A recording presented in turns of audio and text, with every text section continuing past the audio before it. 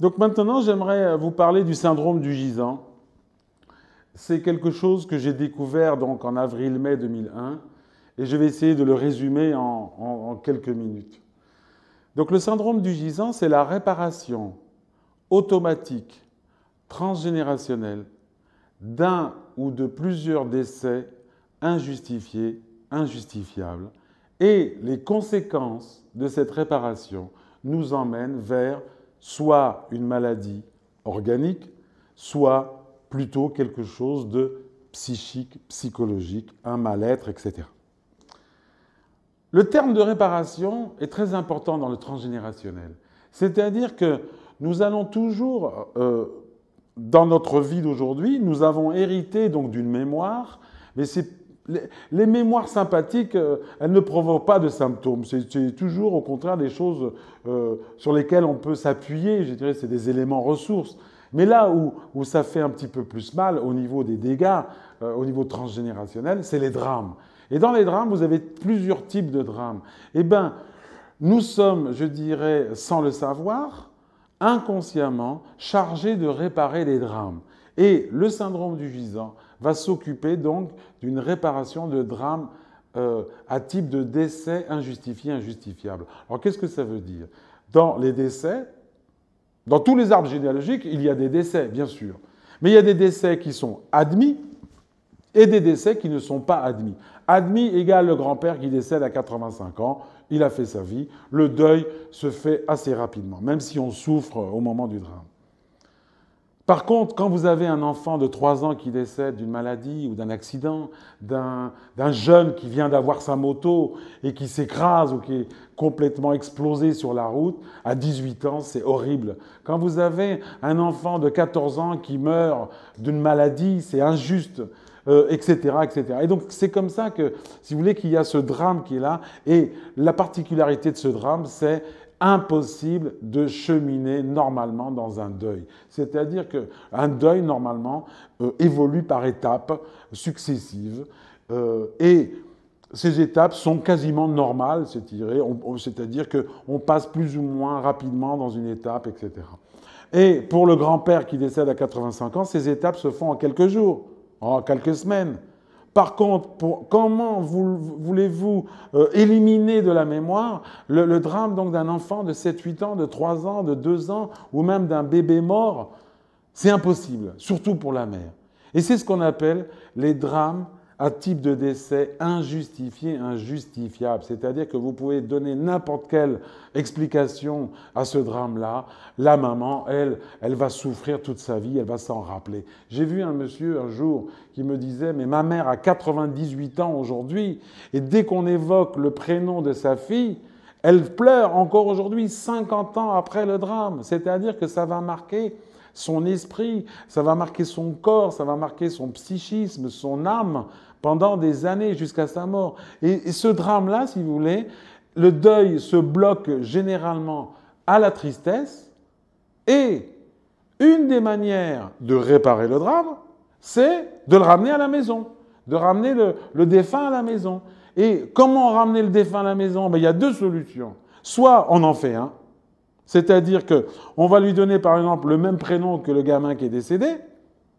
Et là, les exemples, c'est ce qu'on appelle l'enfant de remplacement, quand c'est possible. C'est-à-dire que la maman, elle perd un enfant, elle est en âge de procréer, elle va en refaire un plus ou moins rapidement. Salvatore Dali, vous avez Vincent Van Gogh et de nombreuses célébrités dans le monde du sport ou du showbiz, etc. Mais aussi, il y a plein d'anonymes qui sont ce qu'on appelle gisants, c'est-à-dire enfants de remplacement. C'est ce que j'appelle le gisant horizontal, c'est-à-dire qu'il a été conçu dans la même ligne généalogique que le défunt, injustifié, injustifiable. Mais quelquefois, la maman ne peut pas procréer parce que son fils est décédé à 25 ans, par exemple. Et bien, c'est la génération d'en dessous qui va s'occuper de la réparation.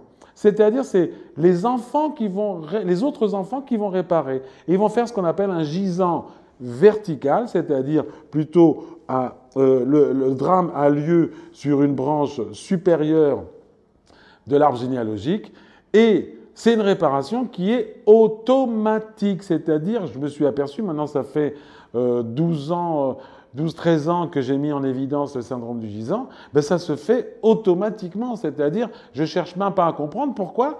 Parce que ça fait partie de l'homéostasie à la fois biologique et psychique. C'est-à-dire que les limites sont dépassées au niveau de la gestion de ce drame, et la solution, c'est de refaire le drame, refaire le défunt. Mais il y a une autre solution, c'est aussi de le ramener à la maison d'une autre manière. Exemple, je ne suis pas, moi, gisant. Par contre, je suis concerné. Et je vais chercher dans la nature, si je suis un homme, par exemple, chercher une femme qui a les caractéristiques du défunt ou de la défunte que je suis chargé de réparer. Il y a eu comme ça quelques homosexualités qui ont été montrées, parce que imaginez que moi je suis un garçon et on me demande de remplacer un garçon ou de ramener un garçon à la maison. Comment je fais? Eh ben, si je veux ramener un garçon à la maison, ben je deviens homosexuel pour pouvoir ramener donc pour ma mission, etc. Et donc il va s'installer ce qu'on appelle une double contrainte chez ces gens-là. C'est-à-dire, d'un côté, je dois réparer, c'est-à-dire faire le mort quelque part, ne pas bouger, comme dans une sclérose en plaques. Et de l'autre côté, j'ai envie de vivre ma vie. Et la phrase clé du syndrome du gisant, c'est une phrase que j'ai entendue des centaines, voire des milliers de fois. J'ai l'impression de ne pas vivre ma vie. J'ai l'impression que je suis freiné. J'ai l'impression que je suis double. C'est comme s'il y avait deux personnes en moi. Une personne qui voulait vivre et une personne qui était amorphe, qui ne bouge pas, etc. Eh bien, ces phrases clés vont nous entraîner directement sur les terres du syndrome du gisant et de la réparation automatique transgénérationnelle d'un décès injustifié, injustifiable. Et là, il va y avoir toute une cohorte de symptômes qui vont, je dirais, compléter cette philosophie de base, c'est-à-dire, par exemple, le discours, c'est les gens qui parlent tout doucement, on ne chante pas trop, parce qu'on est en deuil, tout ça. Ça peut être les maladies, par exemple, comme une sclérose en plaques, ça peut être un diabète, parce que le diabète, c'est l'énergie, c'est le sucre, et le sucre, c'est quoi? C'est pour faire bouger les morts. Donc le sucre, c'est, je le garde en réserve pour faire bouger le mort. Il y a d'autres maladies plutôt digestives, etc. Il y a tout un catalogue comme ça. Mais il y a d'autres symptômes, comme si c'est les symptômes comportementaux. Comme je suis en deuil, par exemple, je m'habille souvent en noir, instinctivement. Alors bien sûr, de s'habiller en noir pendant les fêtes, c'est normal, mais quand vous avez quelqu'un qui, en plein été, s'habille en noir et en plus qui est tout frileux, et là, il y a quelque chose qui n'est pas habituel.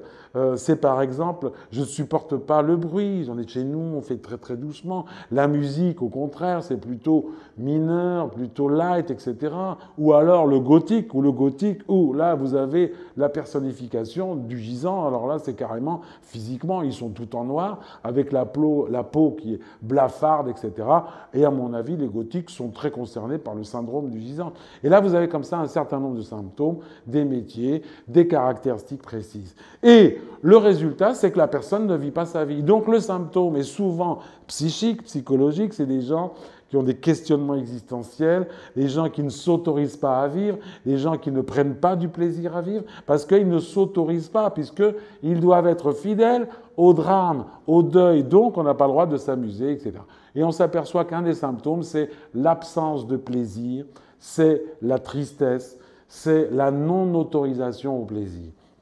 Et quand on met en évidence ça, et aujourd'hui, puisque le syndrome du gisant commence à se répandre, il y a plein de guérisons, je dirais même textuelles, parce que quand les gens lisent le livre, ben, ils s'aperçoivent que je parle de leur histoire, mais je ne parle pas de leur histoire particulièrement, je parle de l'histoire des gisants, qui est quelque part universelle, puisque je pense que le syndrome du gisant, c'est un thème qui est plutôt collectif et non pas précis pour une ville ou pour certaines personnes. C'est un mécanisme qui est automatique puisqu'il appartient à notre inconscient collectif. La difficulté dans le syndrome du gisant, c'est quand il y a un seul défunt, c'est ce que j'appelle l'unifactoriel, c'est très facile, ça va très vite.